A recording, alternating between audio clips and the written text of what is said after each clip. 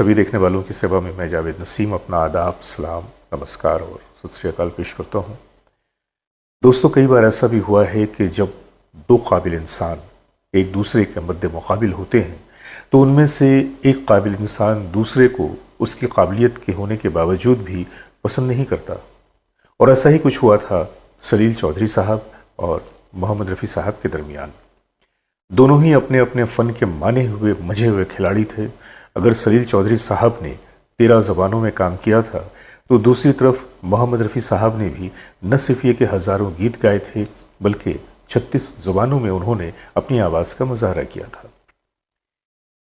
वजह कुछ भी रही हो, लेकिन जो बातें सामने आई, जो हकीकतें सामने आई, उनसे हम इस नतीजे पर पहुंचते हैं कि हमारी इंडस्ट्री के कुछ ऐसे भी मौसीक़ार रहे कि जिन्होंने रफ़ी साहब के साथ काम तो किया लेकिन बहालत मजबूरी कभी भी रफ़ी साहब उनकी प्रायोरिटी नहीं रहे, कभी उनकी पसंद नहीं रहे। और उनमें ही एक नाम अनिल बिस्वास जी का आता है, जिन्होंने साफ लफ्ज़ों में यह कह दिया कि मैं रफ़ी को सिंगर नहीं मानता।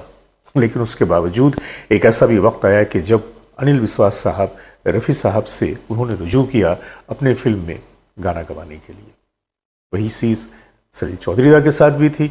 सलील चौधरी साहब ने अपने पूरी फिल्मी कैरियर के दौरान रफ़ी साहब का इस्तेमाल तो किया लेकिन आटे में नमक के बराबर। मेरा ख्याल है कि उन्होंने हार्डली 27-28 गाने ही रफ़ी साहब से अपने पूरे करियर के दौरान रिकॉर्ड करवाए होंगे। और ये भी वो गाने थे कि जहाँ पे सलील चौधरी साहब के सामने कोई दूसरा ऑप्शन नहीं था। आज मैं एक ऐसे ही वाक़े का जिक्र करने जा रहा हूँ जो वाक़या ये साबित कर देता है कि वाक़तन सलील दा रफ़ी साहब को दिल से पसंद नहीं करते थे। पसंद करते भी थे तो महज अपनी मजबूरी या अपने काम के लिहाज से। और ये बात खुद उन्होंने कई बार इस बात का इजहार किया है, अपने इंटरव्यूज़ में भी कहा है। बल्कि एक बार तो उन्होंने अपने इंटरव्यू में यहाँ तक कहा था कि मधुमती का जो गीत है टूटे हुए ख्वाबों ने, मैं नहीं चाहता था कि वो गाना रफ़ी साहब से मैं रिकॉर्ड करवाऊँ। बहरहाल एक ऐसा ही वाक़या मैं आज आपके सामने शेयर करने जा रहा हूँ और इस वाक़े को ख़ुद अपनी ज़ुबान में आपके सामने पेश करेंगे बहुत ही सीनियर जर्नलिस्ट श्री पीयूष शर्मा जी। और जो लोग जिनका ताल्लुक़ रीडिंग से है, जिनका ताल्लुक़ मैगज़ीन से, वो अच्छी तरह से जानते हैं कि पीयूष शर्मा जी एक बहुत बड़ा नाम रह चुके हैं, एक बहुत बड़े सीनियर जर्नलिस्ट रह चुके हैं। और इन्होंने फिल्म इंडस्ट्री के बहुत सारे लोगों, खा वो अदाकार हों या मौसीक़ार हों, उन लोगों के बिल्कुल फ़ेस टू फेस 101 इंटरव्यूज़ किए हैं। और ऐसे ही एक इंटरव्यू का हिस्सा उन्होंने जो सलील दा से किया था मैं आपके सामने पेश कर रहा हूँ। और पीयूष शर्मा जी की अपनी ज़ुबान में कि जब उन्होंने पीयूष शर्मा जी ने सलील दा से मुलाकात की और जब बातचीत हुई तो उस बातचीत से वो क्या नतीजा निकल कर सामने आया, आज सुने आप पीयूष शर्मा जी की ज़बानी। तो बने रहिए हमारे साथ और देखते रहिए अपना मनपसंद चैनल। और आइए चलते हैं आज के वीडियो की तरफ।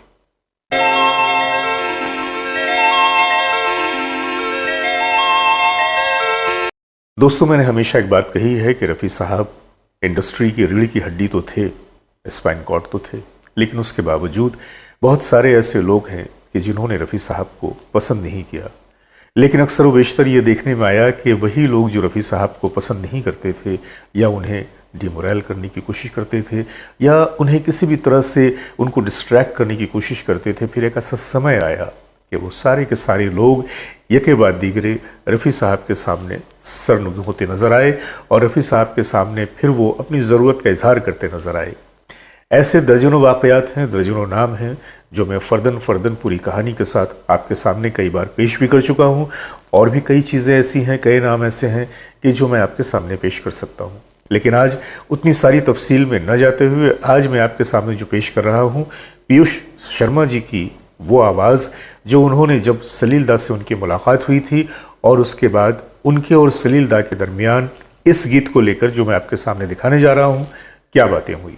आइए सुनते हैं पीयूष शर्मा जी क्या कहते। सलील चौधरी से मेरी मुलाकात 3 बार हुई थी कलकत्ते में, एक बार उनके स्टूडियो में और 2 बार उनके अपार्टमेंट में, घर में। दोनों बार जब मैं उनसे घर में मिला था तो रफ़ी को लेकर जो मैंने उनके क्वेश्चंस पूछे थे वो ज़रा उससे चिढ़ गए थे, अटपट आ गए थे, गुस्से में आ गए थे। दूसरी बार तो उन्होंने मुझे ये भी कह दिया था कि why can I not have my preferences and choices, क्या मुझे अधिकार नहीं है? तो इसको बोल के उनकी रफ़ी और मेरी बात ख़त्म हो गई थी। पर मैंने उनसे रफ़ी के बारे में काफ़ी कुछ पूछा था और उन्होंने जवाब भी बहुत कुछ बातों का दिया है। फिर कभी उस पर चर्चा कर लेंगे। Coming back to this song, मैंने उनसे दोनों गानों के बारे में पूछा था, जागते रहो के गाने में भी और इस गाने के बारे में भी। और पिक्यूलियरिटी ये थी कि क्योंकि दोनों गाने ही पंजाबी फोक ट्यून्स पर के ऊपर बेस्ड है।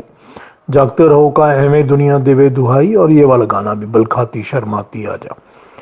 तो उन्होंने ये बताया मुझे कि जागते रहो के गाने का स्ट्रक्चर भी प्रेम धवन ने ही बनाया था।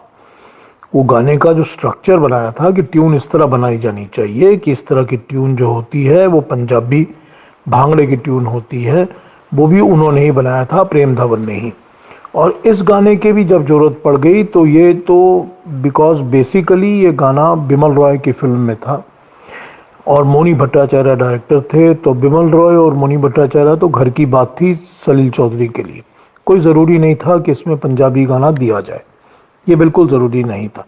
मगर फिर सोचा गया कि क्योंकि उस गांव का दिखा रहे हैं, पंजाब की कहानी है, और आपने पता नहीं पढ़ा होगा या नहीं पढ़ा होगा, ये हमारे तो स्कूल के कोर्स बुक में ये कहानी हुआ करती थी। उसने कहा था चंद्रधर शर्मा गुलेरी की स्टोरी है ये। तो हमने तो कहानी पहले भी पढ़ी हुई है, पूरी पंजाबी फ्लेवर की है और पंजाब की किताबों में बुक्स में भी होती थी हमेशा। तो खैर जब ये पंजाबी फ्लेवर का गाना देने की बात कही गई तो सलील चौधरी ये मुझे बताते हैं कि हमने प्रेम धवन जी से पूछा तो उन्होंने इसकी स्ट्रक्चर बनाया गाने का। इसका जो in between structure Lata Mangeshkar के वॉइस में है, पैराग्राफ्स जो लता ने गाए हैं, वो मैंने पहले ही अपने बंगला स्टाइल के म्यूज़िक के ऊपर, बंगला ट्यून के ऊपर गाना बना लिया था। मगर फिर जब प्रेम धवन जी को पूछा गया तो उन्होंने कहा कि इसका स्ट्रक्चर ऐसे बनाओ तो ये बिल्कुल पंजाबी स्टाइल का बनेगा। तो हमने फिर प्रेम धवन जी की बात मान के, हालांकि इसके अंदर लिरिसिस्ट जो हैं वो शैलेंदर ही हैं, लेकिन फिर भी प्रेम धवन जी ने क्या कंट्रीब्यूट किया लिरिस्ट में ये मुझे मालूम नहीं, पर हमने फिर उनके स्टाइल के ऊपर, जैसा प्रेम धवन जी ने बताया उसके स्टाइल के ऊपर बना के हमने ये गाना बनाया। और इसकी जो पहले रिहर्सल्स वगैरह थी वो सब मन्ना डे से ही करवाई थी, क्योंकि तलत गाना गा चुके थे इस फिल्म में, मन्ना भी इस फिल्म में गाना गा चुके थे, और इसके ऊपर रिहर्सल भी हमने मन्ना डे से ही करवाई थी लता मंगेशकर के साथ। लेकिन प्रेम धवन ने इंसिस्ट करके बताया कि नहीं, ये गाना डिलीवर करने के लिए रफ़ी के सिवाय और कोई नहीं कर सकता, जैसा कि हमने रफ़ी साहब को जागते रहो में भी यूज़ किया था उस गाने में। तो आपको रफ़ी को ही बुलाना पड़ेगा अगर आप इस गाने का सच्चा इफ़ेक्ट चाहते हैं तो। तब हमने रफ़ी साहब को बुलवाया, हालांकि रिहर्सल्स मन्ना और लता के हो चुके थे। फिर हमने लती के रफ़ी साहब को बुलाया और रफ़ी साहब से ये गाना रिकॉर्ड करवाया हमने। ये सलील चौधरी जी ने मुझे बताया था।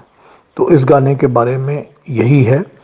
हालांकि वो कभी भी रफ़ी को पसंद नहीं करते थे, सब जानते ही हैं, या उतना पसंद नहीं करते थे कहा जाए तो ज़्यादा अच्छा रहेगा, मगर फिर भी ये गाना तो उन्होंने रफ़ी से गवाया ही है।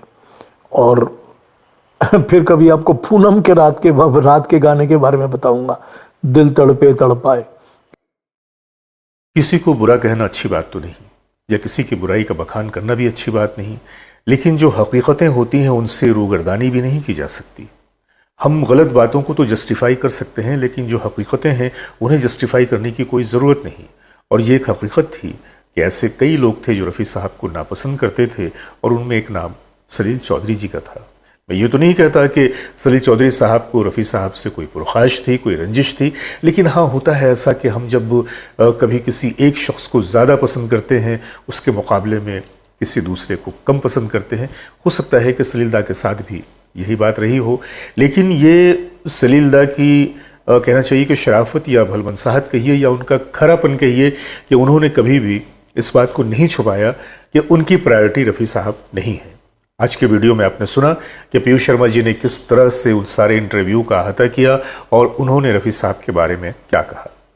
चलिए आज के लिए इतना ही, मिलते हैं फिर किसी अगले वीडियो के साथ। जब तक के लिए अपने दोस्त जावेद नसीम को इजाज़त दीजिए, बहुत सारी मोहब्बतों के साथ।